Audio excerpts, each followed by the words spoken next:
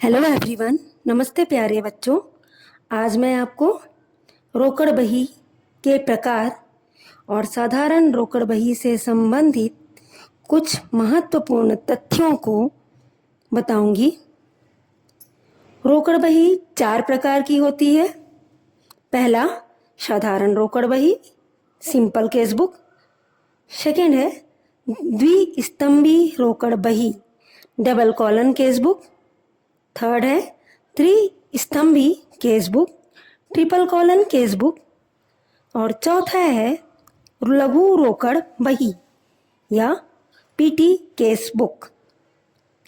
साधारण रोकड़ बही, जिसे सिंपल केस बुक कहा जाता है।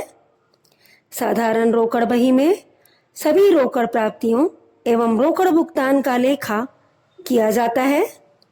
इस बही के प्रत्येक पक्ष रोकड़ राशि की प्रविष्टि के लिए एक ही खाना होता है, अर्थात साधारण कैश बुक में दोनों ही पक्ष में केवल राशि के लिए एक ही खाने होते हैं, इसलिए इसे एक खाना वाला रोकड़ बही भी कहते हैं।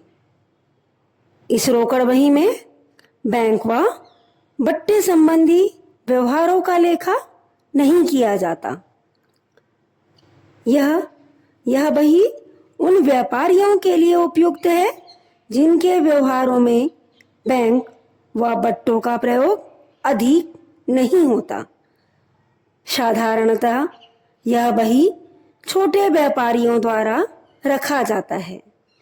बच्चों, अब मैं साधारण रोकड़ बही से संबंधित कुछ जरूरी या महत्वपूर्ण तथ्यों को बताऊंगी। पहला पॉइंट है, इसमें केवल नगद प्राप्ति, नगद भुगतान का ही लेखा किया जाता है।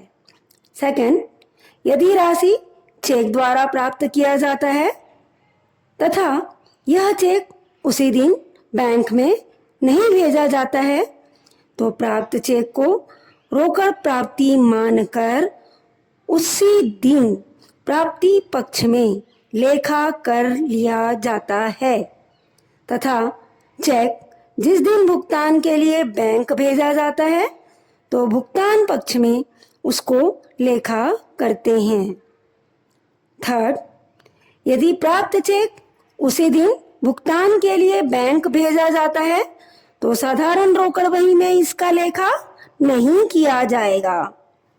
चौथा, इस बही में नगद बट्टे का लेखा कभी नहीं किया जाता, क्योंकि इसमें बट्टे का कॉलन नहीं होता। यह केवल एक खाने वाली खाता या रोकड़ बही कहलाती है, इसलिए बट्टे का लेखा साधारण रोकड़ बही में नहीं किया जाता। पांचवा, साधारण रोकड़ बही में व्यापारिक बट्टे का लेखा भी नहीं किया जाता। छठवां, इस बही में उधार क्रय तथा उधार विक्रय का लेखा नहीं किया जाता। उधार क्रय के भुगतान को ऋणदाता को भुगतान तथा उधार विक्रय की प्राप्त रकम का ऋणी से प्राप्त नगद रकम का लेखा किया जाता है। अर्थात जब हम व्यापारी द्वारा उधार क्रय किया जाता है, तो उधार क्रय का भुगतान का लेखा किया जाएगा और उधार विक्रय की स्थिति में जब विक्रय की राशि प्राप्त होगी, तो इसका लेखा प्राप्ति पक्ष में किया जाएगा। नेक्स्ट, इस रोकड़ पुस्तक में चेक से किए गए भुगतान का लेखा नहीं किया जाता। अगला, यदि व्यापार रोकड़ में से बैंक में रोकड़ जमा कराई गई हो, तो भुगतान पक्ष में उसका लेखा करते हैं। अर्थात बैंक में राशि जमा करने की स्थिति में व्यापारी के पास से रोकड़ जाता है, जिसका लेखा साधारण रोकड़ बही के भुगतान पक्ष में या क्रेडिट पक्ष में किया जाता है। इसके विपरीत बैंक से रोकड़ निकालने पर इसे डेबिट पक्ष में प्राप्ति मानकर इसका लेखा किया जाता है। कभी कभी रोकड़ बही बनाने के लिए दिए गए व्यवहारों में उधार लेन देन दे दिए जाते हैं, ऐसे व्यवहार को रोकड़ बही में लिखते समय छोड़ देना चाहिए। अर्थात उधार व्यवहारों को रोकड़ पुस्तक बनाते समय इग्नोर कर देना चाहिए। नेक्स्ट, बैंक संबंधी व्यवहारों का उचित विश्लेषण करने के बाद ही साधारण रोकड़ बही में लेखा करना चाहिए।